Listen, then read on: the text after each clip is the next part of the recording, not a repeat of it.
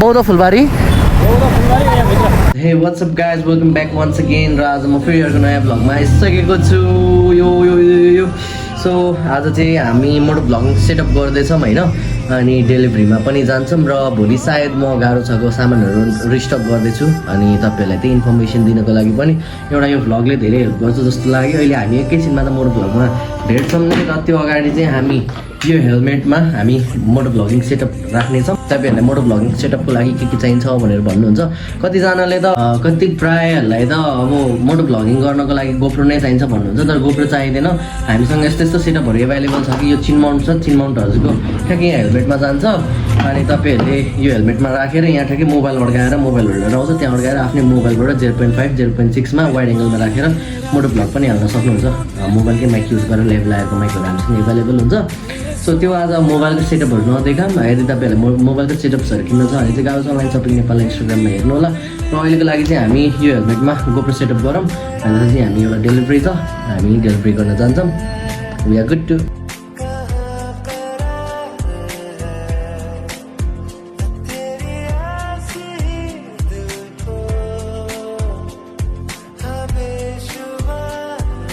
So this is my motor vlogging setup.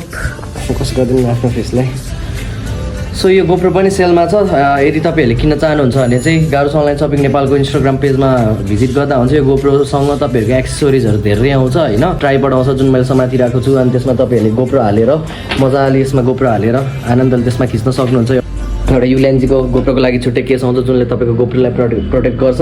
अनि त्यसपछि हजुरको हिरो 10को लागि यो स्क्रिन प्रोटेक्टर छुट्टै हामीले हालेर दिन्छौँ होइन।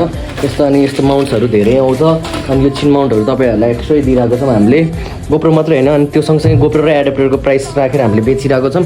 यदि तपाईँहरूलाई यसको किन्न छ भने चाहिँ गाह्रो अनलाइन सपिङ नेपालमा आउनु। हिरो 10को जति प्राइस हुन्छ हामीले तपाईँहरूले जुन प्राइसमा तपाईँहरूले सेकेन्ड ह्यान्ड हिरो 10हरू किनिराख्नु भएको छ एकदमै एक्सिलेन्ट कन्डिसनमा छ, विदाउट एनी डिफेक्ट है। अहिलेसम्म खोलेको छैन केही छैन। यसको प्राइसहरू चाहिँ हामीले जति सेकेन्ड ह्यान्ड गोप्रोहरू राखेको छ त्यही प्राइसमा हामीले एडाप्टर पनि दिइरहेको छौँ र सँगसँगै सबै एक्सेसरिजहरू दिइरहेको छौँ। तपाईँलाई यो किन्न छ भने चाहिँ त्यस गाह्रो अनलाइन सपिङ नेपालमा इन्स्टाग्राममा मेसेज गर्नु होला। सो गाइज हामीसँग यस्तो यस्तो माउन्टहरू पनि एभाइलेबल छ। तपाईँहरू लिनुहुन्छ भने सेटै आउँछ है। हाम्रो चाहिँ अहिले स्टोर क्लोज गरेर मै हिँडेँ, अहिले मै छु कि स्टोर हेर्ने।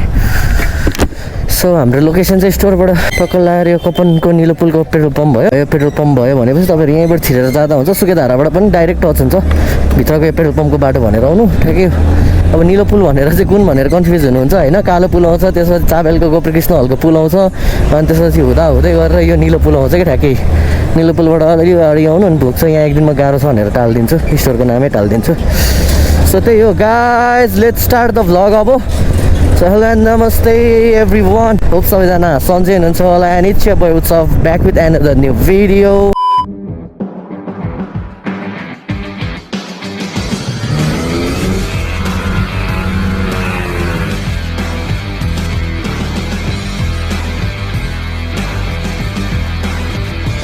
And next vlog guys. So सबैजनालाई स्वागत छ मेरो भ्लगमा। आज चाहिँ मोटो भ्लग्स भन्दा पनि स्कुटर भ्लग भयो है। Right, I have to drive safe you know. अहिले चाहिँ हाम्रो डेलिभरी छ। So I am heading toward बौद्धको फुलबारी भन्ने ठाउँमा म गइरहेको छु।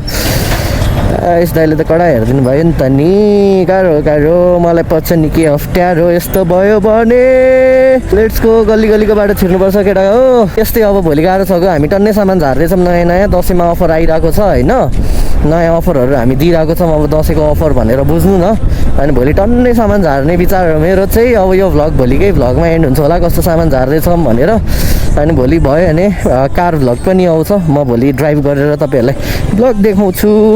यस्तो खाल्टोहरूमा चाहिँ हल्का आफ्नो बम चाहिँ उठाउनु है, किनकि प्रेसर पर्दैन ढाडमा। म बाइक किनौँ कि स्कुटर किनौँ भइरहेछ है। अब म कन्फ्युज छु, एउटा साधन त चाहिएको छ। रन्का बुढे रन्का। सो हेरौँ अब कुन किन्छु म। अनि यो गोप्रो चाहिँ सेलमा छ, हिरो 10 ब्ल्याक यो बेबी।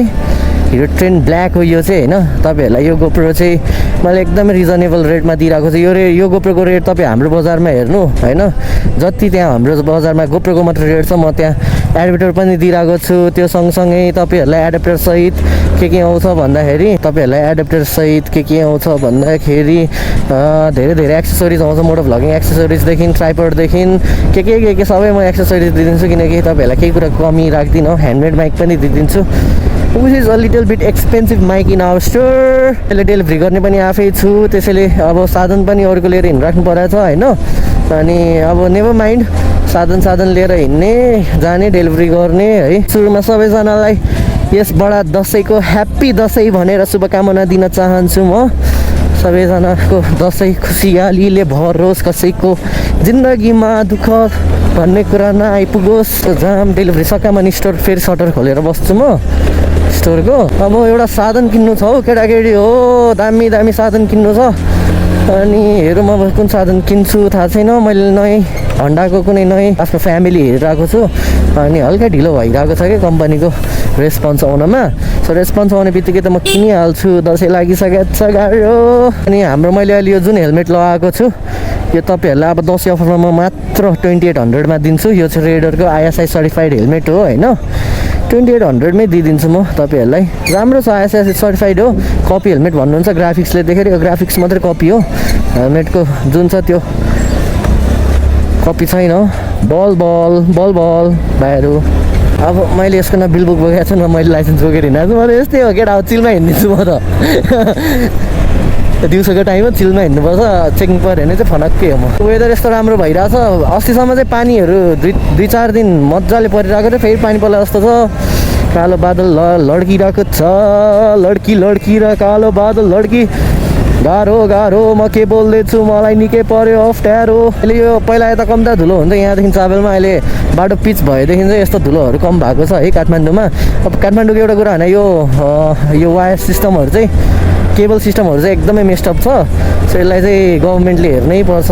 लेट्स गो हेलो, छोडिदिनु भयो बाटो।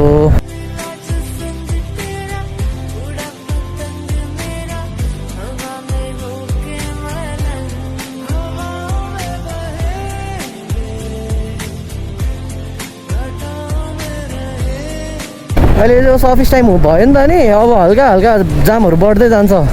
अनि यस्तो टाइममा यस्तै अब म फुलबारी भन्ने ठाउँ थाहा छैन होइन मलाई, म हल्का त्यो स्टुपा गरेपछि चाहिँ सोध्छु यो स्कुटरको पर्फर्मेन्स राम्रो छ त, बट आइएम नट प्रमोटिङ यमा नकिन्नु केटा हो। यमाको कुनै पनि बाइक स्कुटर नकिन्नु।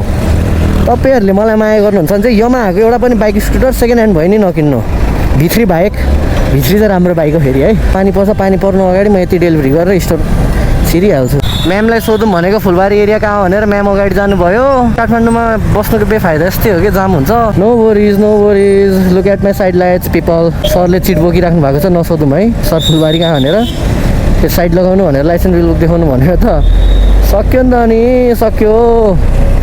हेलो पिपल, नो पार्किङ छ, यत्तिकै बस्दा त केही नहोला। म्याप हेरौँ है, गुगल जिन्दाबाद है। डालीमा हो जाने फुलबारीमा। दाइ यता फुलबारी कता होला? हजुर फुलबारी मलाई थाहा भएन भाइ। ब्रदर यता फुलबारी कता होला? फुलबारी कता? यही बौद्धको पर। त्यहाँबाट कसलाई सोधौँ त, अब घुमे हुन्छु म यस्तो भएपछि चाहिँ। गाह्रो निकै पर्छ, अप्ठ्यारो यस्तो भएपछि चाहिँ। सोधौँ त हौ, कसलाई सोधौँ नसोधौँ भयो। ट्राफिक म्यामलाई गएर सोधिदिउँ है। सर यता फुलबारी कता होला? बौद्ध फुलबारी उता गेटको अलिक अगाडि। ए यही गेटबाट? हस् थ्याङ्क यू। सो डराउनु भएन, traffic officers are for help. जस्तो कि बाटो क्रस गर्न नि हेल्प गर्नुभयो। Respect traffic police officer, some of them are very. यहाँबाट हुन्छ होला, तर यहाँबाट दिँदैन नि खास गरी ट्रनिङ। यो सिङ्गल लेन हो गर्दा है, तर मैले चाहिँ माफ गरिदिनु होला सर। दाइ यो फुलबारी कता छ? सिधै जाने? एक्सक्युज मी दाइ यो फुलबारी कताबाट जाने हो? सिधै गएर राइट। यस्तो गल्ली हिँडेपछि चाहिँ थाहा हुन्न क्या बाटो। झन् पहिला त म डेलिभरी गर्ने बेला सुरुमा यो गाह्रो छको खोल्ने बेला के डेलिभरी गर्थ्यो नि त नि ए वहाँ डाँडा डाँडा कहाँ गाउँघरको डाँडासम्म बोलाउँथ्यो है केटाहरूले त्यो कस्टमरहरूले लास्टमा गए चाहिँ फोन स्विच अफ हानिदिने भने यस्तो साइको हुन्थ्यो म यसरी सोध्दै जाँदा अब सर भन्ने कुरा हार्नुपर्छ केटा हो बिजनेसमा हिँडेपछि ठुलो सानो हुँदैन बिजनेस ओन्ली मनी स्पिक्स बिजनेसमा हजुर हेलो म यता ठ्याक्कै फुलबारीमा आएको थिएँ सर कालिम्पोङ कम्प्लेक्स थाहा छ तपाईँलाई हजुर कालिम्पोङ कम्प्लेक्स थाहा छ तपाईँलाई कालिम्पोङ भन्नुभयो हजुर कालिम्पोङ कम्प्लेक्स त्यहीँ अगाडि आउने हो भ्याउनु अलिकति सिधा आउनु त म बाटो भन्छु ल हुन्छ कालिम्पोङ दार्जिलिङ हाम्रो मामालाई पो हो त दार्जिलिङ यो म्याग्नाइट हो ए हजुर रेनल्डको छ क्विड सेतो हजुर के कता हुनुहुन्छ हेलो गुड सन्चै बबाले छ बत्ती हाल्नु छ फेरि डेलिभरी होइन स्टोरमा काम छ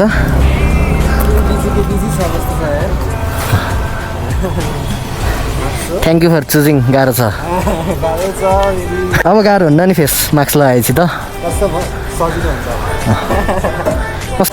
ल thank you for choosing us brother लिइराख्नु पऱ्यो गाह्रो छलाई युआर अन माई भ्लग हेर्नु न भोलि युआर अन माई भ्लग भोलि हेर्नु न है घुमी फेरि बल्ल यहाँ निस्केँ जगडोल जाने बाटो अब यहाँ डाइरेक्ट स्टोर पुग्छौँ आनन्दले पेट्रोल डुङ हुँदैछ है केटा पम्प पुग्नु अगाडि सकेला फेरि